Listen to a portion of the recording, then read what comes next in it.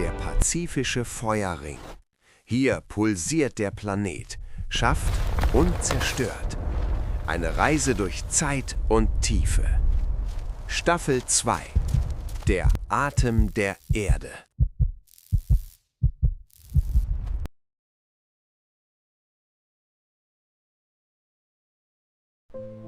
Mai 1883. Die Sundastraße. Das Wasser ist tiefblau und liegt fast ölig in der tropischen Hitze. Eine trügerische Stille herrscht hier, tausende Kilometer entfernt von der Heimat. Die SMS Elisabeth, eine gedeckte Korvette der Kaiserlichen Marine, auf Kreuzerfahrt in Ostasien. Sie markiert den Übergang einer Epoche. Holz und Leinen treffen auf die Präzision des Dampfzeitalters. Die Sicht ist kristallklar, ein perfekter Tag in einer scheinbar friedlichen Welt. Doch unter diesem Frieden braut sich eine gewaltige Kraft zusammen. Auf der Brücke steht der Kommandant. Ein Veteran der Kaiserlichen Marine, gezeichnet von Dienstjahren und Tropensonne. Sein Blick gilt dem Horizont. Ein Routinecheck, der zur Entdeckung des Unfassbaren wird. Die Hitze steht in der Luft, 30 Grad im Schatten. Die Feuchtigkeit klebt auf der Haut. Durch die Linse bricht die Normalität. Dort, wo nichts sein sollte, wächst eine Säule aus dem Meer. Keine dunkle Bedrohung. Es wirkt rein, fast heilig. Eine weiße Wolke von imperialer Größe. Doch der Schein trügt. Was wie Wolle aussieht, ist pulverisiertes Gestein, das in die Stratosphäre schießt. Das Wort verbreitet sich an Deck wie ein Lauffeuer. Die Arbeit ruht. Schrubber fallen gelassen. Es herrscht keine Panik, eher die Neugier von Touristen, denen ein Schauspiel geboten wird. Die Säule steht jetzt 11 Kilometer hoch. Ein gigantischer Blumenkohl aus Dampf und Bimsstein. Sie wirkt statisch, fast festgefroren in der Zeit. Die Distanz verschluckt jeden Schall. Ein tödliches Schweigen. Die Mannschaft ahnt nicht, dass sie in den Schlund einer geologischen Waffe blickt. Der Kommandant kehrt in die Kabine zurück. Die Pflicht verlangt Protokollierung, nicht zu staunen. 20. Mai, 9 Uhr morgens. Die Feder kratzt über das Papier. Ein Dokument für die Ewigkeit entsteht. Eine enorme Cumuluswolke, weiß wie Schnee, Höhe unschätzbar. Die Tinte ist kaum getrocknet. Draußen stirbt das Licht. Der blaue Himmel weicht einem kränklichen gelbgrauen Schleier. Dann beginnt es zu rieseln, leise, trocken. Kein Wasser, sondern feiner Griesel aus der Tiefe der Erde. Es ist Bimssteinstaub, mikroskopisch kleine Glassplitter. Die Vorhut der Eruption erreicht das Schiff. Die Elisabeth fährt nun nicht mehr durch einen klaren Morgen, sondern in einen Nebel aus Stein. 27. August 1883, 10 Uhr morgens. Doch es gibt keinen Morgen.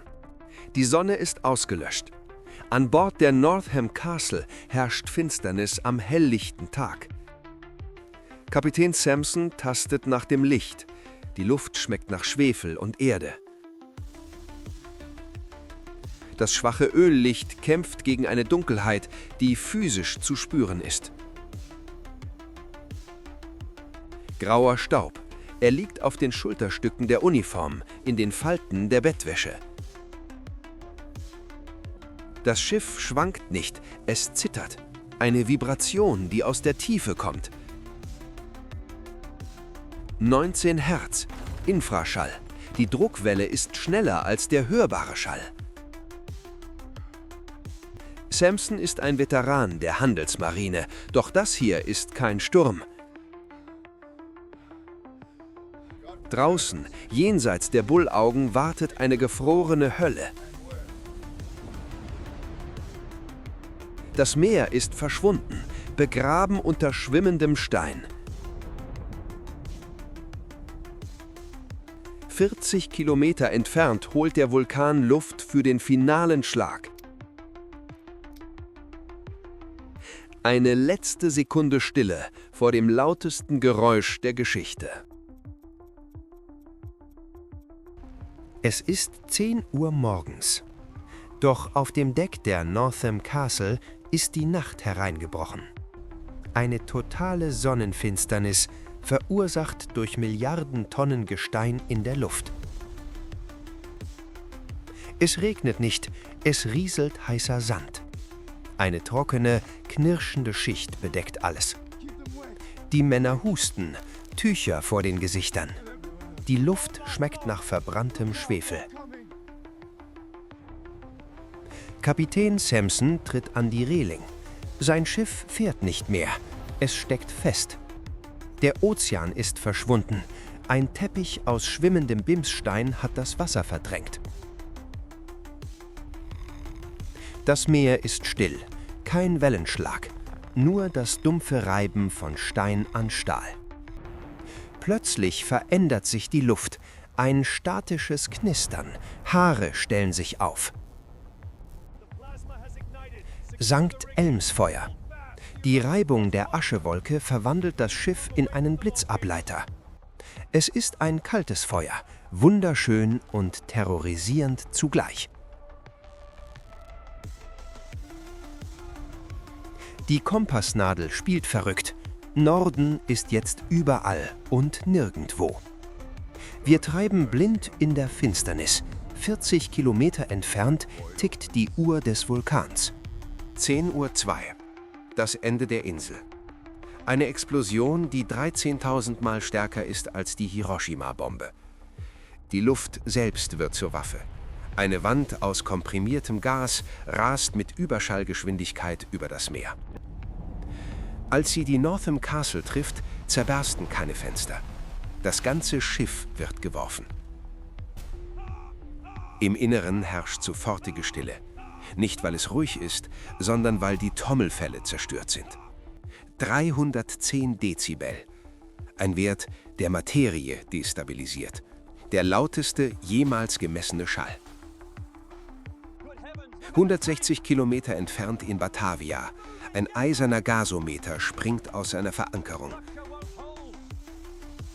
Die Schockwelle umrundet die Erde nicht einmal.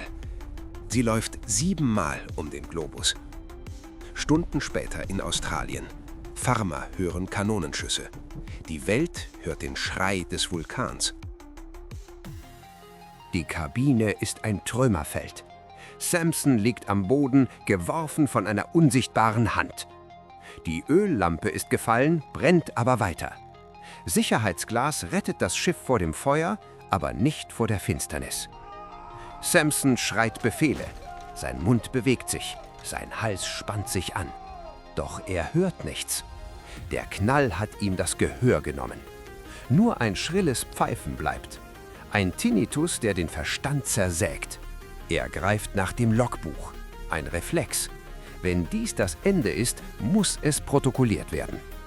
Blut tropft vom Ohr auf das Papier. Es vermischt sich mit der grauen Asche zu einem dunklen Schlamm. Mit zitternder Hand schreibt er den Satz, der in die Geschichte eingehen wird.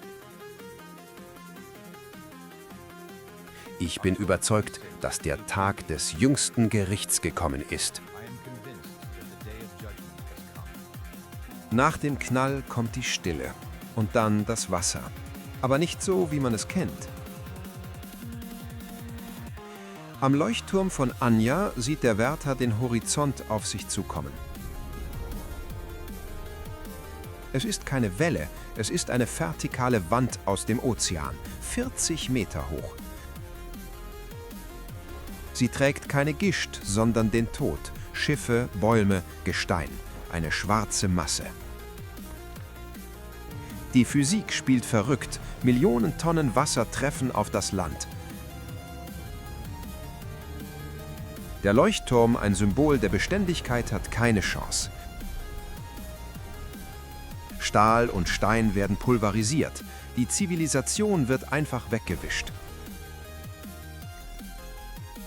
Die Kraft ist so gewaltig, dass sie den Meeresboden selbst auf das Land wirft.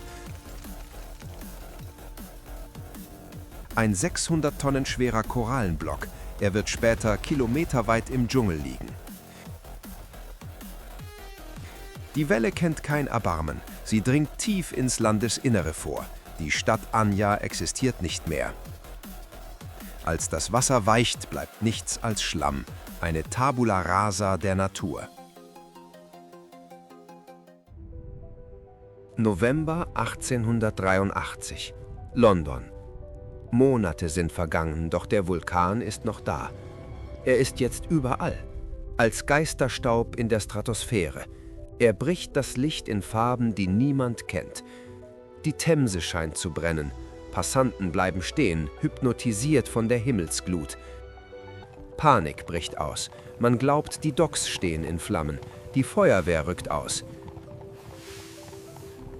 Die Pferde jagen durch Chelsea. Doch sie finden keinen Brandherd. Es ist ein chemischer Sonnenuntergang, Schwefelsäure-Aerosole in 20 Kilometern Höhe. Ein Mann steht am Ufer und beobachtet nicht die Angst, sondern die Physik. William Ashcroft. Alle paar Minuten fertigt er eine Skizze an. Er versucht, das Unfassbare festzuhalten.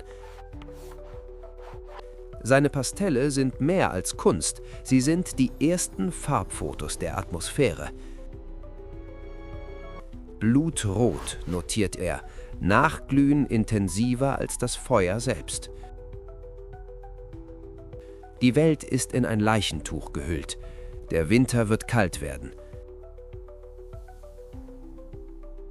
Und weit im Norden, in Oslo, sieht ein junger Edvard Munch denselben Himmel und beginnt zu schreien.